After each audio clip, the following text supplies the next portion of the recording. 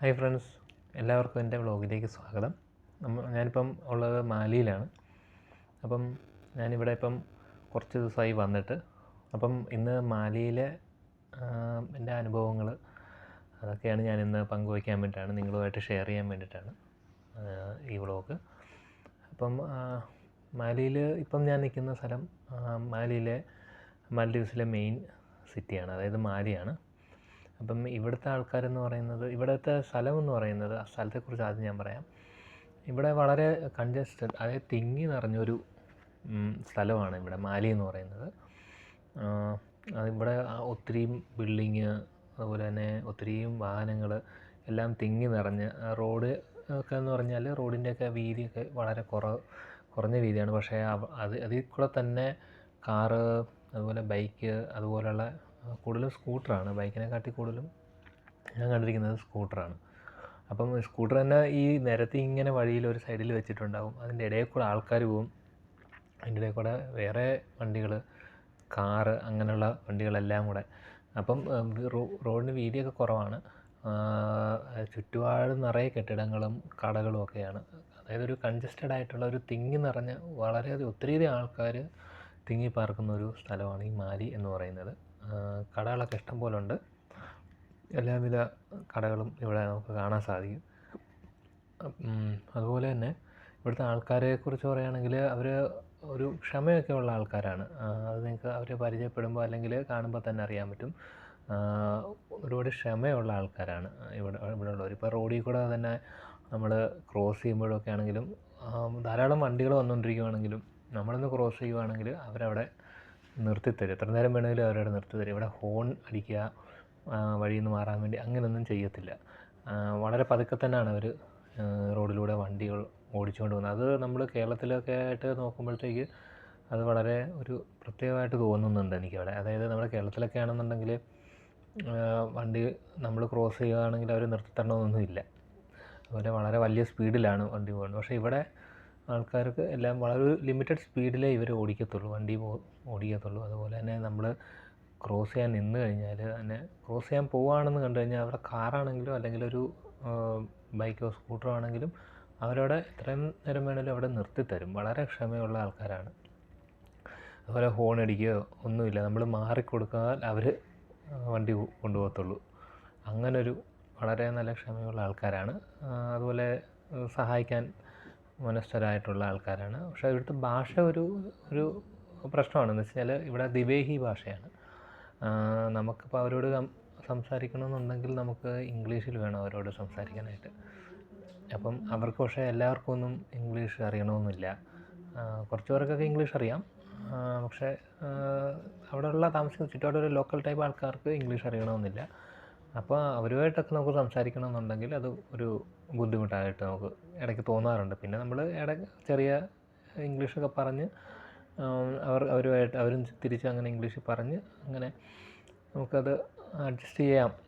നമുക്കിപ്പം ഇവിടുത്തെ ഒരു പ്രധാന പ്രശ്നം എന്ന് ഞാൻ കണ്ടിരിക്കുന്നത് വെച്ച് കഴിഞ്ഞാൽ ഇവിടെ വഴി കണ്ടുപിടിക്കാൻ ഭയങ്കര ബുദ്ധിമുട്ടാണ്. ഈ മാലി സിറ്റിയിൽ വഴി കണ്ടുപിടിക്കാൻ ഭയങ്കര ബുദ്ധിമുട്ടാണ്.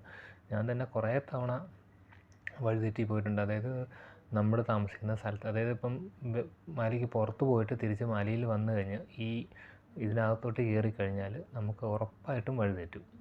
അപ്പം നമുക്ക് നമ്മുടെ കയ്യിലൊരു മൊബൈൽ മാപ്പ് ഇട്ടിട്ടേ നമുക്ക് വരാൻ പറ്റത്തുള്ളൂ. മാപ്പില്ലെങ്കിൽ തീർച്ചയായിട്ടും നമുക്ക് വഴി തെറ്റും. ഒരു തവണ നമുക്ക് ഏതെങ്കിലും കാരണം ഇവിടെ വളരെ അതായത് ഇങ്ങനെ ക്രോസ് ആയിട്ട് ചെറിയ റോഡ്, അതായത് ഒരു റോഡിൻ്റെ അടുത്ത് തന്നെ പല പല ഡിവിഷൻ ഇങ്ങനെ ഉണ്ടാവും.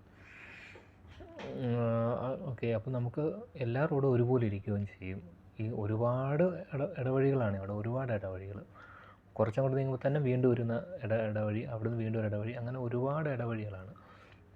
അപ്പോൾ നമുക്ക് കണ്ടുപിടിക്കാൻ ഭയങ്കര ബുദ്ധിമുട്ടാണ്. നമുക്കിപ്പം നാട്ടിലൊക്കെ ആണെങ്കിൽ നമ്മളൊന്നെങ്കിൽ ഒരു കടയോ അല്ലെങ്കിൽ എന്തെങ്കിലും വെച്ച് നമുക്ക് കണ്ടുപിടിക്കാൻ പറ്റും. പക്ഷേ ഇവിടെ ഒരു പ്രശ്നം എന്ന് വെച്ചാൽ നമ്മളിപ്പോൾ കടയുടെ പേര് ഓർത്താലും അതേ പേരിൽ തന്നെ ഇവിടെ ഒരുപാട് ബ്രാഞ്ചസ് ഉണ്ട്.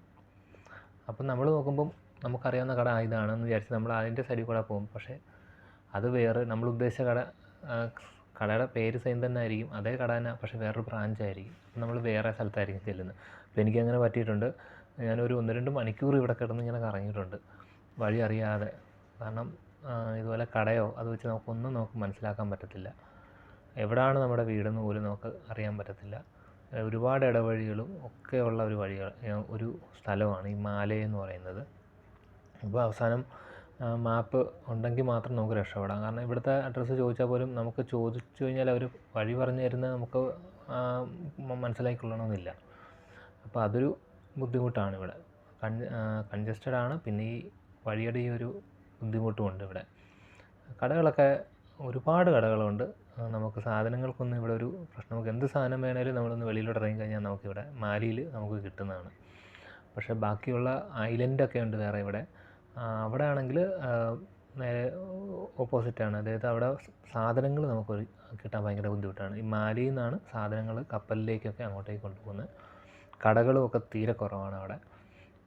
അപ്പം അത് ഈ ഐലൻഡിലൊക്കെ ഒരു കുഴപ്പമാണത്. പക്ഷേ മാലി സിറ്റിയിൽ ആ കടകളുടെ സാധനങ്ങളുടെ ഒരു പ്രശ്നമില്ല. പിന്നെ ഇവിടെ ട്രാൻസ്പോർട്ടിന് നമുക്ക് കൂടുതലും ടാക്സിയൊക്കെ കിട്ടും ഇവിടെ. നമുക്ക് അത്യാവശ്യം അങ്ങോട്ടോ ഇങ്ങോട്ടോ പോകണമെന്നുണ്ടെങ്കിൽ നമുക്കൊരു 30 അല്ലെങ്കിൽ ഒരു 40 റുഫയ. ഒരു റുഫയ എന്ന് പറഞ്ഞാൽ നാട്ടിൽ നമ്മുടെ 5 രൂപ വരും. അങ്ങനെ വരുമ്പം ഒരു 5 × 3 150 അല്ലെങ്കിൽ ഒരു 200 രൂപയൊക്കെ ആണ് ഇവിടുത്തെ ഒരു ടാക്സിയുടെ ഒരു റേറ്റ് വരുന്നതെന്ന് പറഞ്ഞാൽ. അപ്പം ടാക്സി ഉണ്ടാവും. പിന്നെ ബസ് സർവീസ് ഉണ്ട്. അത് പക്ഷേ ഔട്ടറിലേ ഉള്ളൂ, സിറ്റിയുടെ ഔട്ടറിലേ ഉള്ളൂ ബസ് സർവീസ്. നമുക്ക് അകത്തോട്ട് വരണമെന്നുണ്ടെങ്കിൽ നമുക്കൊന്ന് ടാക്സി പിടിക്കേണ്ടി വരും. അതുപോലെ സ്കൂട്ടറിൻ്റെ ടൈപ്പ് ടാക്സികളുണ്ട്, 2 വീലർ ടാക്സികളുണ്ട്. അങ്ങനെ നമുക്ക് സഞ്ചരിക്കാം, ഇവിടെയൊക്കെ സഞ്ചരിക്കാം. പിന്നെ ഇവിടെ ഞാൻ കണ്ടിട്ടുള്ള ഒരു SBIയുടെ ഒരു ബ്രാഞ്ചുണ്ട്, സ്റ്റേറ്റ് ബാങ്ക് ഓഫ് ഇന്ത്യയുടെ ഒരു ബ്രാഞ്ച് മാലിയിലുണ്ട്. പിന്നെ ഒരു ബ്രാഞ്ച് ഹുളുമാലി എന്ന് പറഞ്ഞാൽ തൊട്ടടുത്ത ഐലൻഡിലുമുണ്ട് SBI ബ്രാഞ്ചുണ്ട്. പിന്നെ ഇവിടുത്തെ എന്ന് വെച്ചാൽ ഇപ്പം മഴയോ അങ്ങനെയൊക്കെ ഇപ്പം 2 ദിവസമായിട്ട് ഇവിടെ ഭയങ്കര മഴയാണ്. ഭയങ്കര മഴയെന്ന് വെച്ചാൽ നമ്മുടെ നാട്ടിലെ മഴയേ അല്ല. നമ്മുടെ സാധാരണ നമ്മൾ കുടയൊക്കെയാണ് മഴയത്ത് ഉപയോഗിക്കുന്നതെങ്കിൽ ആ കുടയൊന്നും ഇവിടെ നമുക്ക് ഉപയോഗിക്കാൻ പറ്റത്തില്ല. കാരണം ഇവിടുത്തെ ഭയങ്കര ശക്തമായ കാറ്റും ശക്തമായ മഴയാണ്. അതുകൊണ്ട് തന്നെ ഇവിടെ ആൾക്കാർ ഒരു വലിയൊരു കുടയാണ് ഇവിടെ ഉപയോഗിക്കുന്നത്. അപ്പോൾ അങ്ങനത്തെ ഒരു കുട ഉണ്ടെങ്കിലേ നമുക്കിവിടെ മഴയത്തൊക്കെ നടക്കാൻ പറ്റത്തുള്ളൂ. അതുപോലെ വെയിലാണെങ്കിൽ ഒരു നല്ല വെയിലുമുണ്ട്. അപ്പോഴും നമുക്ക് കുടയൊക്കെ ഉപയോഗിക്കേണ്ടി വരും. പിന്നെ ഇവിടുത്തെ ആൾക്കാരൊക്കെ വളരെ എനിക്ക് തോന്നുന്നത് നമുക്ക് ഇപ്പം എന്തെങ്കിലും സഹായമൊക്കെ ചോദിച്ചു കഴിഞ്ഞാൽ അവരത് വളരെ ഹെൽപ്ഫുള്ളായിട്ടുള്ള ആൾക്കാരാണ്. ഞാൻ തന്നെ എനിക്ക് ബസ് സ്റ്റോപ്പിലൊക്കെ പോകാനായിട്ട് ചോദിക്കുമ്പോൾ അവരുടെ വണ്ടി തന്നെ കൊണ്ട് വിട്ടിട്ടുണ്ട് 2-3 തവണ. അങ്ങനെ വഴിതെറ്റിയൊക്കെ വന്നപ്പോഴത്തേക്ക് എന്നെ ഹെൽപ്പ് ചെയ്ത ആൾക്കാരുണ്ട്. അപ്പം പൊതുവേ പക്ഷേ വലിയ പ്രശ്നമൊന്നും ഇല്ലാത്തൊരു സ്ഥലമാണ് ഈ മാലി എന്ന് പറയുന്നത്. അപ്പം മാലിയുടെ ഇന്നത്തെ വിശേഷങ്ങൾ ഇത്രയേ ഉള്ളൂ. അപ്പം നമുക്ക് വേറെ വിശേഷങ്ങൾ അടുത്ത വ്ലോഗിൽ നമുക്ക് കാണാം. Okay friends, take care, by.